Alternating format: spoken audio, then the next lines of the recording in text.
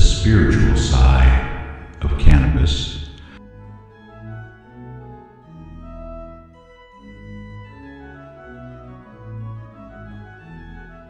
Now it looks like we're all set. So here we go, ladies and gentlemen. You've read about him. You've heard all the rumors. But now, here he is live and in person. And at this time, allow me to present the chaplain of the Lighter-Than-Air Ministries, Chaplain Dennis Keith Hale. Well, thank you. That was a lovely introduction. Hi, I'm Chaplain Dennis Keith Hale, and I am the good chaplain here at the Lighter-Than-Air Ministries.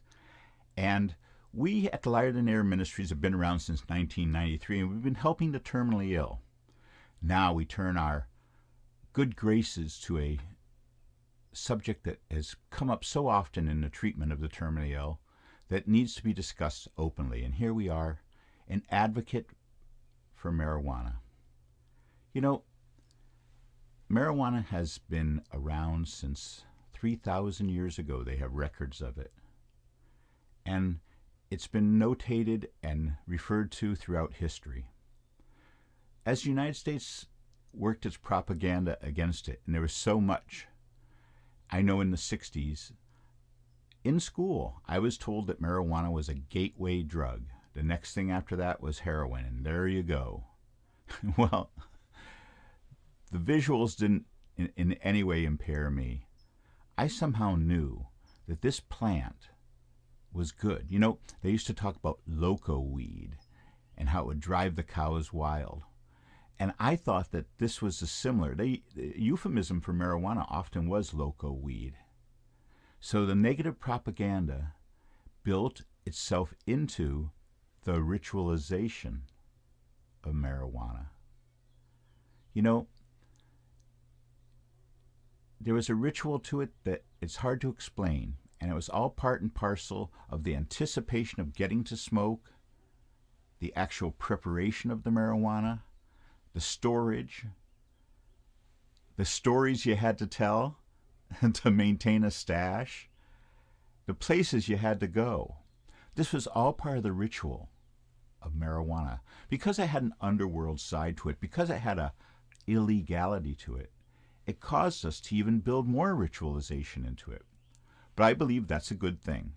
And so as an advocate of marijuana, I'm also an advocate of ritualization. I think that builds into the spiritual nature of this wonderful, harmless drug. Truly. If it were dangerous, then everything in our environment would be deemed dangerous. Because if you don't handle a saw properly, you're in trouble. So people started using marijuana so long ago because it gave them, it was an aid. It was a way for them to feel better.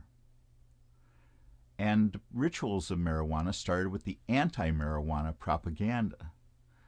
So often if you propagandize against something, you only actually build the esteem for it. So in my own life, I found that, first of all, deciding to smoke was a big decision. Second of all, finding it.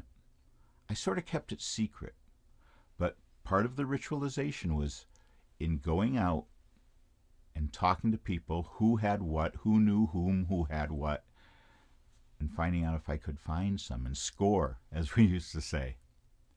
The places that would take me, to the basements of mothers' homes where their 30-year-old pot-selling son lived, to the back alleys of the dark side of town, as they called it when I was a kid, over into the lower class community in Hartford, Connecticut.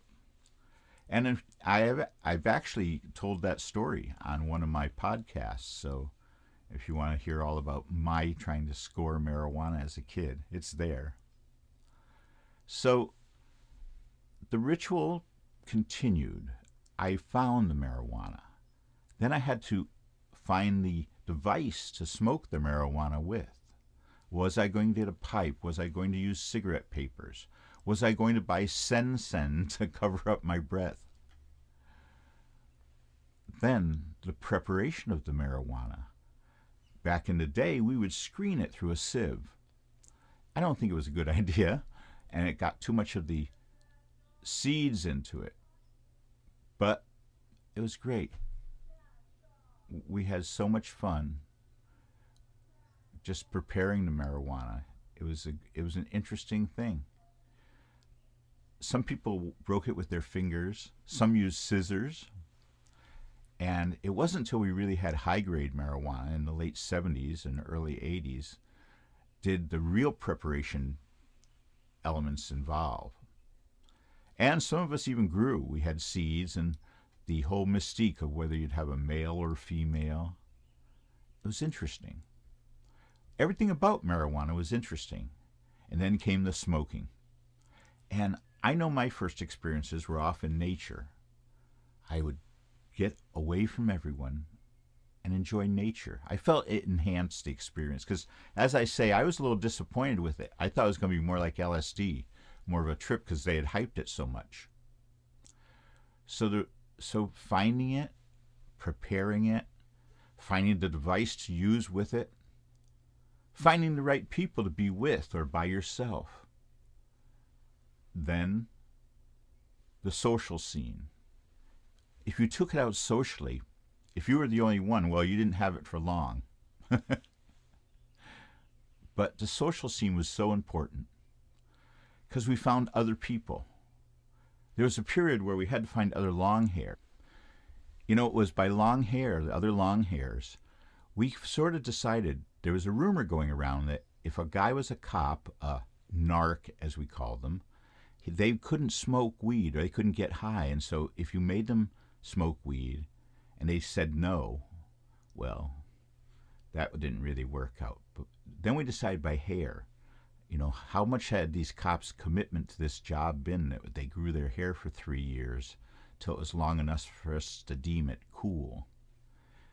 So we had qualifications to the ritualization of marijuana. And the smoking itself took all different forms, groups. Like, for instance, if you were in a group, marijuana was difficult to come by and we didn't want to waste it. So we often looked for groups of 3 or more, and we would pass it around in the form of a joint, a rolled cigarette. Not a blunt or anything like that. It was just a crudely rolled cigarette of marijuana. And the deal was you held it in after you took a toke, a breath of inhaled marijuana, a toke. You would hold that toke until the joint came around to you again. This was in that we didn't want anyone wasting the marijuana. It was so very valuable. And then came sticks, seeds, and stems.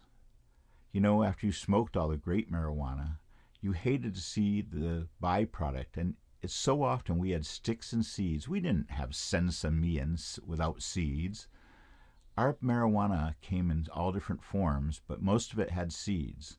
Oh, and the names. I think the dealers made them up in many cases. They weren't really what they had hoped it was or thought it was a marketing idea. But there was Oaxacan and Michoacan, and there was Panama Red and Acapulco Gold. And I remember people marketing this under all different names, and it made it very interesting. It sort of added to the mystique, as it does now. I tell you, I still love the names of all this stuff. Cookie, Big Boy, Blue Moon, Kush. I just love the names. And that's part of the ritualization of it as well. So, once again, we want you to ritualize your use of marijuana. We want you to recognize that the procurement, the preparation, these are all important parts of the spiritual side of marijuana. And we want you to, when you smoke it, we're asking you to take our 7-minute miracle to heart. Even if it's a reintroduction of smoking to you, even if it's not your first time, this is a great little tune-up for your brain, where you prepare a space for yourself where for 1 hour you can be uninterrupted. Pre-select 1 hour of music, the music that you love the most, the music that you'd most like to hear when you're high. You know, maybe put the cans on, the old earphones, and hear something even more. That's a good isolation method. And then for 7 minutes, you get to smoke. And then you sit and listen to 53 minutes of the music that you love. 53 minutes of music that becomes part and parcel of your whole being. And it flows with you as the cannabis, as the THC flows through your system. You've definitely introduced something. So why not have a spiritual side to it as well? The Spiritual Side of Cannabis is the name of this show, and I'm the host, Chaplain Dennis Keith Hale. Thank you so much for joining us today. Look for another show next week. Bye. Thank you for listening to our weekly moment of reflection and celebration, the spiritual side of cannabis. On behalf of this ministry of service, the Lighter-Than-Air Ministries, we say thank you for listening. Please join us again next week.